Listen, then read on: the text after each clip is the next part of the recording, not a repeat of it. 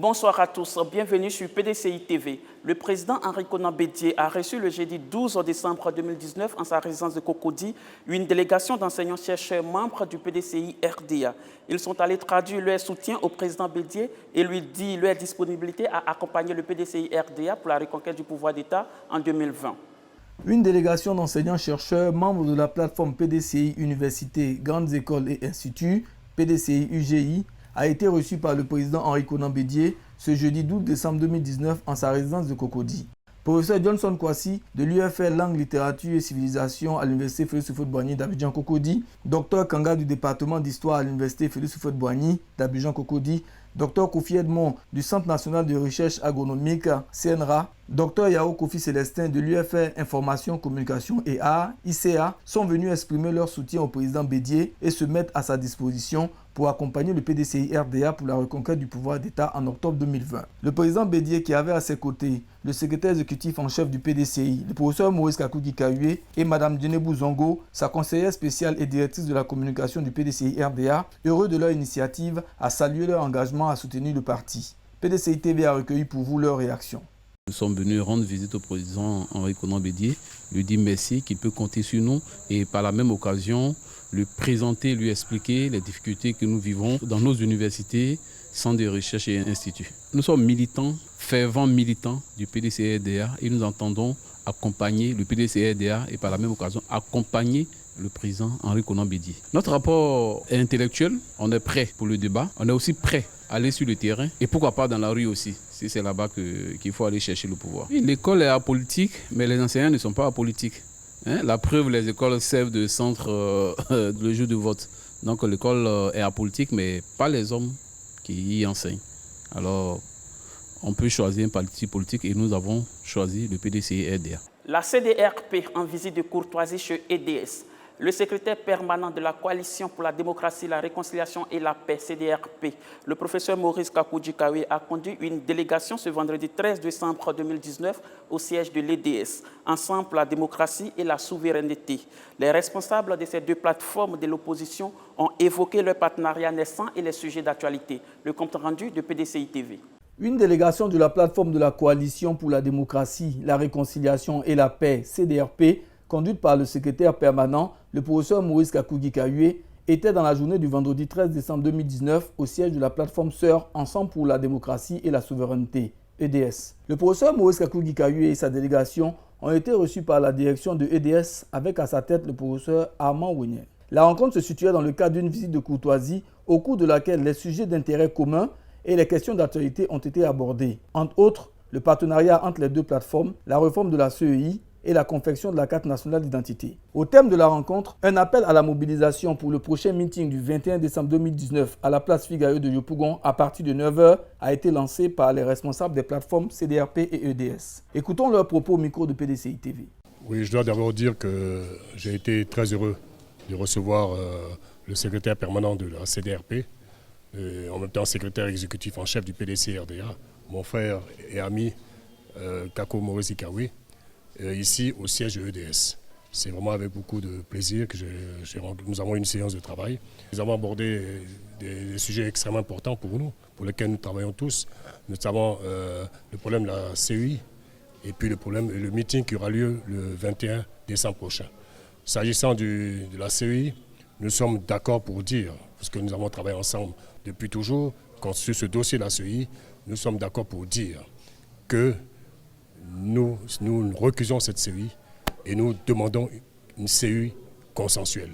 Celle CEI qui est là n'est pas consensuelle. Nous pensons qu'aucune élection ne peut se faire avec cette CEI et nous n'acceptons pas. Et ça, je dois le dire avec fermeté, nous n'acceptons pas les élections avec une CEI non consensuelle, avec une CEI qui est inféodée au pouvoir. Nous ne l'acceptons pas. Nous n'acceptons pas. Nous mènerons toutes les luttes, qu'elles soient démocratiques et légales, mais nous obtiendrons cette CEI légale parce que nous voulons des élections transparentes. Nous ne voulons plus d'élections avec des morts. Nous voulons des élections avec 0 mort, 0 prisonnier politique, 0 exilé. Le peuple ivoirien a trop souffert et nous n'acceptons pas. Et nous disons au pouvoir de réouvrir les discussions. Nous sommes prêts au dialogue. Un dialogue inclusif pour que tous ensemble, autour d'une table, nous mettons en place une CEI consensuelle. Parce qu'ils savent qu'ils sont minoritaires. L'opposition significative est majoritaire. Donc cela, nous n'acceptons pas. Qu'ils se le disent, tiennent pour dire, nous n'acceptons pas. Nous sommes ouverts au dialogue, nous serons toujours ouverts au dialogue. Concernant le meeting, nous avons eu au niveau de nos différentes structures, que ce soit les partis politiques, les structures qui composent EDS, nous sommes mobilisés. Nous appelons tous les Ivoiriens, au-delà même de nos structures, tous les Ivoiriens à venir, parce qu'il s'agit de l'avenir de la Côte d'Ivoire. Nous voulons que le 21 décembre, à Figayo, tout le peuple ivoirien soit là pour dire que nous voulons la paix. Et la paix, nous voulons la réconciliation. La réconciliation, la paix, bien évidemment, ça vient aussi par la libération de tous les prisonniers politiques, avec le premier, le président Laurent Gbagbo, parce qu'il faut que le président Laurent Gbagbo, il faut que le ministre Charles Goudé, tous soient ici, les prisonniers politiques soient libérés, les exilés reviennent pour qu'ensemble, tous, nous poursuivons notre marche vers le développement. Avec EDS, nous avons commencé à travailler depuis longtemps, quand notre coalition était en gestation, sur le dossier de la commission électorale indépendante.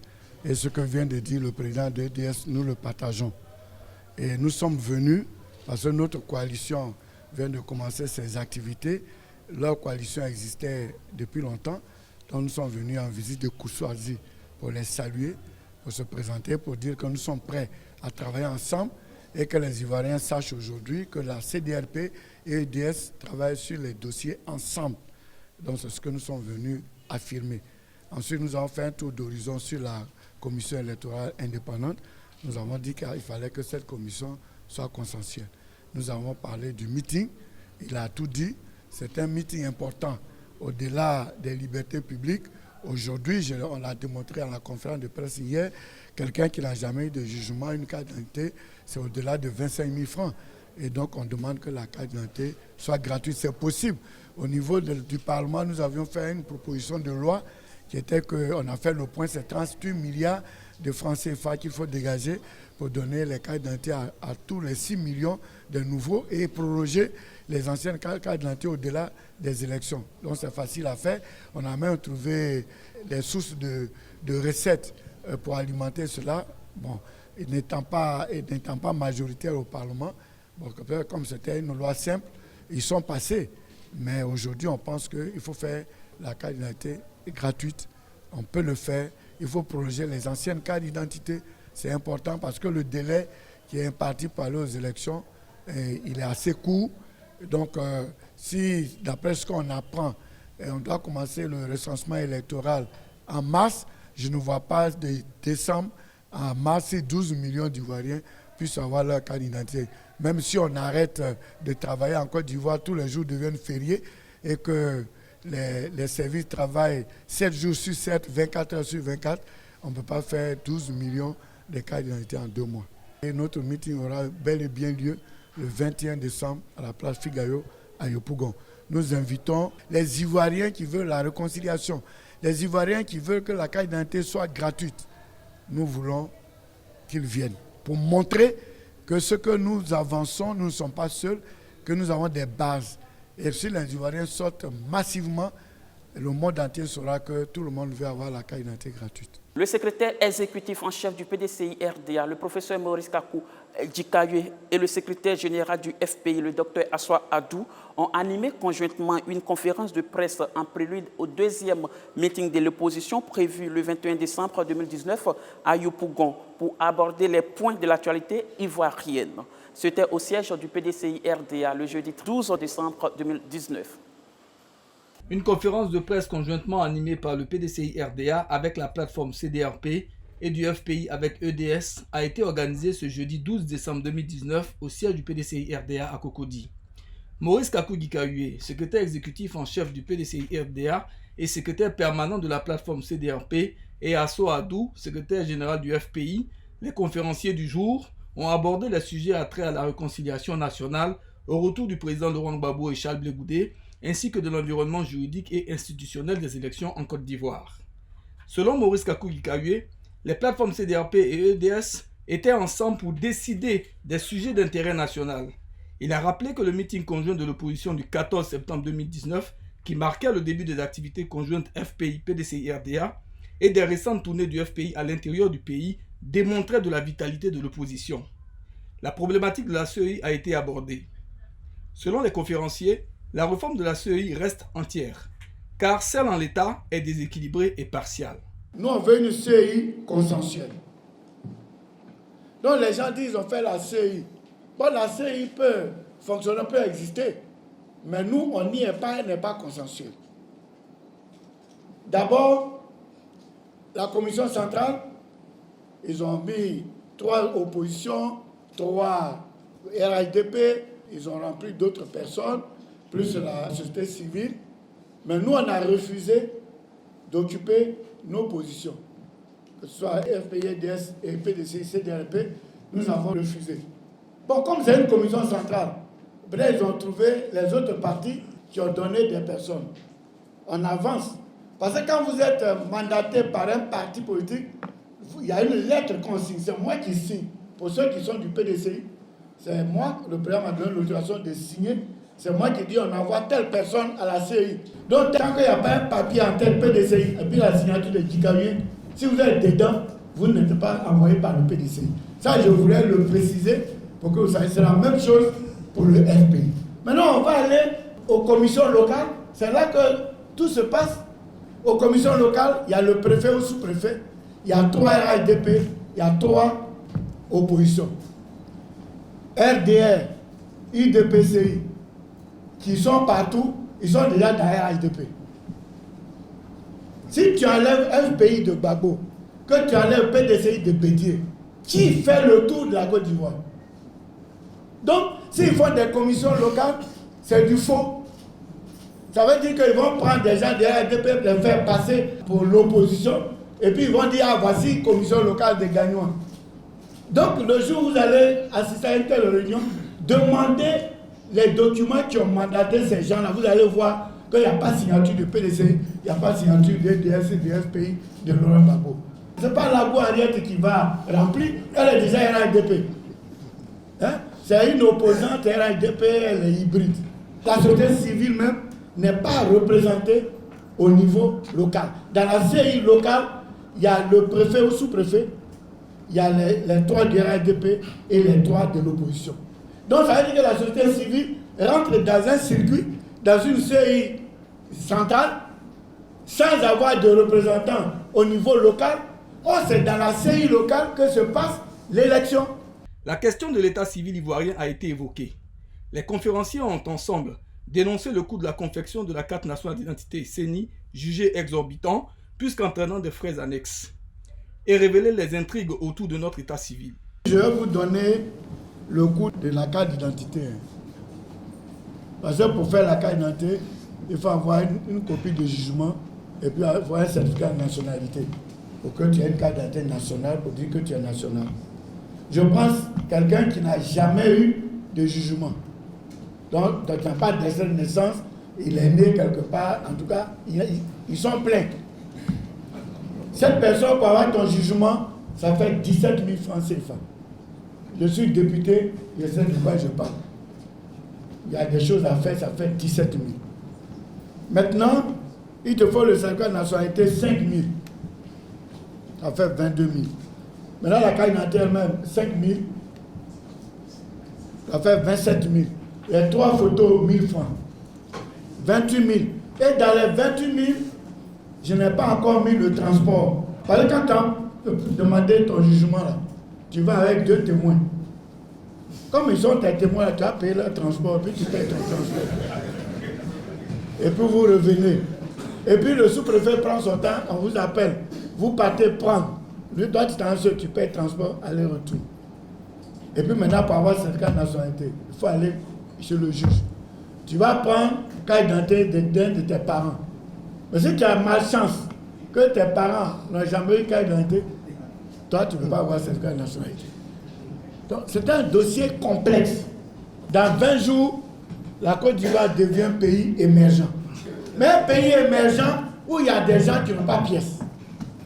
Et qui ne peuvent jamais les avoir. Qui peut débourser 30 à 35 000 francs pour avoir une carte nationale d'identité.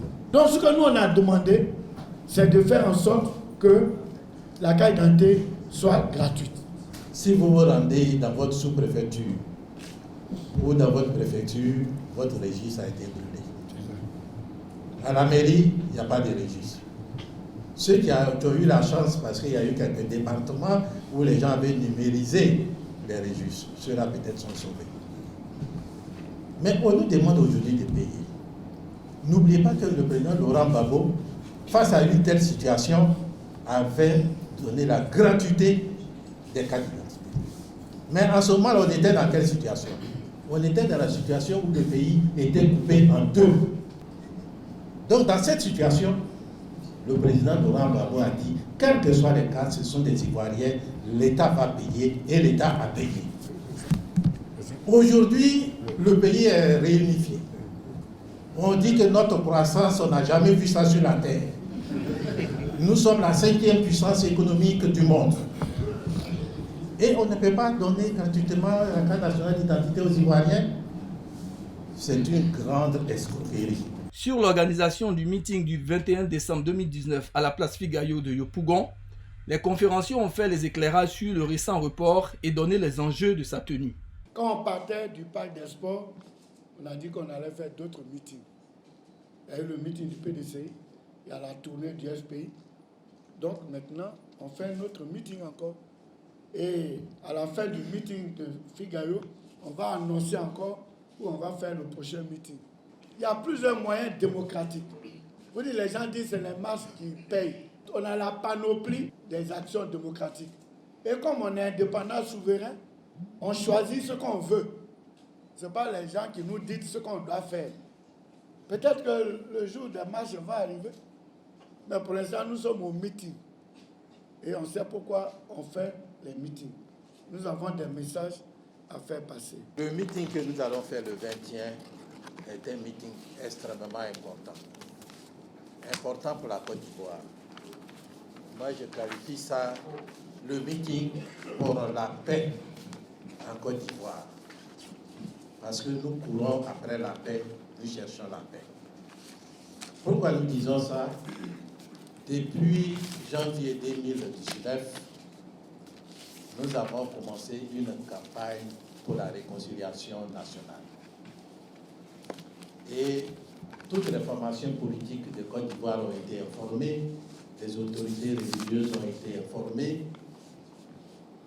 Le président Bédié a saisi la perche, il a envoyé le ministre Dikaoué à Bruxelles et aujourd'hui le PDCI et le FPI marchent ensemble, ils luttent ensemble pour que la paix soit instaurée en Côte d'Ivoire. Et les meetings sont des formes démocratiques pour exiger des évolutions dans les pays. Dans tous les pays du monde, les meetings font partie. Comme les marches, comme d'autres formes, les sit-ins et autres. Donc, il nous appartient de programmer, nous, ce que nous voulons faire. Mais on a programmé ce meeting de Yopougon parce qu'il faut expliquer aux populations où nous sommes arrivés. Qu'est-ce qui se passe? Les réponses que M. Ouattara nous a données à Katiola, parce que c'est à nous qu'il a donné sa réponse. La lettre que ses avocats ont adressée au juge de la CPI pour interdire que Gbagbo Laurent foule le sol de Côte d'Ivoire. C'est-à-dire que Gbagbo Laurent est devenu un non-citoyen. Est-ce que nous allons accepter? Est-ce que les Ivoiriens vont l'accepter? Alors nous avons formé 106 délégations qui ont sillonné toute la Côte d'Ivoire, du sud au nord, de l'est à l'ouest, au centre, pour informer les Ivoiriens. Et le meeting de Yopougon, nous allons leur dire de se tenir prêts pour toute action pacifique pour que Gbagbo Laurent soit autorisé à venir ici, en Côte d'Ivoire. Le professeur Maurice Kakou-Gikaoué a informé les journalistes présents que relativement à l'utilisation frauduleuse du logo du PDCI-RDA par le RHDP unifié, une instruction judiciaire était engagée devant les tribunaux français. À l'instar du PDCI-RDA, le secrétaire général du FPI a lui aussi rassuré que son parti aura bel et bien un candidat à l'élection présidentielle d'octobre 2020. Au terme de la conférence de presse, les conférenciers ont invité les Ivoiriens à se mettre ensemble, à se rassembler pour faire face aux multiples problèmes qui minent la nation ivoirienne. Maurice Kakou-Gikaoué et Asso Adou ont exhorté les Ivoiriens à participer massivement au meeting du 21 décembre prochain à partir de 9h à la place Figayo dans la commune de Yopougon.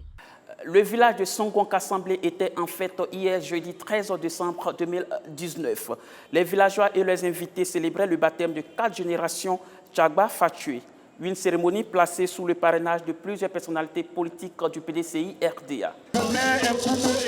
Le jeudi 12 décembre 2019 a eu lieu la fête de génération Tchagba Fatoué dans le village de Songon-Kassamblé.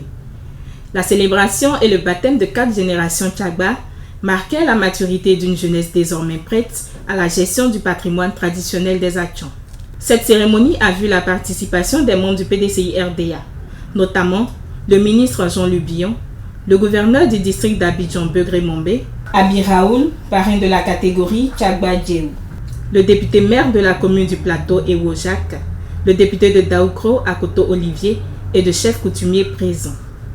Plus de 300 personnes ont participé à ces festivités sous le regard des anciens et des chefs traditionnels, garants des us et coutumes de la culture Atchan. Côté de ces jeunes guerriers, les femmes les accompagnaient tout le long de ce rite. Plusieurs générations se sont succédées sur la place Yandor avec des pas de danse, faisant ainsi allégeance aux autorités présentes. Cette série de chants et de danses introduisait les différentes allocutions. En entame de celle-ci, le président du comité d'organisation, suivi de Nkumo Mobio, se sont exprimés au pupitre à cette cérémonie. À leur suite, Jean-Louis Billon, parrain de la catégorie Tchagba, Dongba, a dans son discours dit que la tradition et les coutumes ont une valeur importante pour le peuple Atchan. Il a ensuite exhorté ses filleuls à être dignes parce qu'un homme sans culture est un arbre sans fruits. Chers filleuls, soyez dignes de vos parrains. Portez haut et grand le nom Tchagba et faites en sorte qu'il soit symbole d'honneur, de parole et de progrès. De sorte que les générations futures, en se retournant, vous respectent et vous prennent en exemple pour demain. Ewo Jacques, maire de la commune du Plateau, parrain de la génération Tchagba Fatoué, prenant la parole, a remercié les membres des instances présentes à cette cérémonie. Dit merci au peuple Atchan pour le soutien à son égard. Et pour finir son allocution, il a demandé à cette génération d'être solidaire et fière d'être Atchan. C'est une fierté également que je prenne la parole aujourd'hui en tant que Tchagba. Parce que les Atchans l'ont démontré dans l'histoire que la démocratie est ancrée en nous. Le renouvellement de génération est chez nous quelque chose de naturel. Chaque 15 ans, nous faisons de telle sorte que les générations prennent le pouvoir dans les villages parce qu'ils ont une responsabilité demain. Pour clore cette série d'allocutions, le gouverneur de la ville d'Abidjan, Begré Mombé, dans son discours, a exhorté le peuple Atchan sur la profondeur de cette cérémonie. Pour lui, cette tradition est faite pour respecter les aînés, apporter une solidarité entre les hommes. Cette cérémonie n'est pas pour le partage de repas. Cette cérémonie n'est pas un forum de démocratie. Cette cérémonie n'est pas une plateforme d'annonce.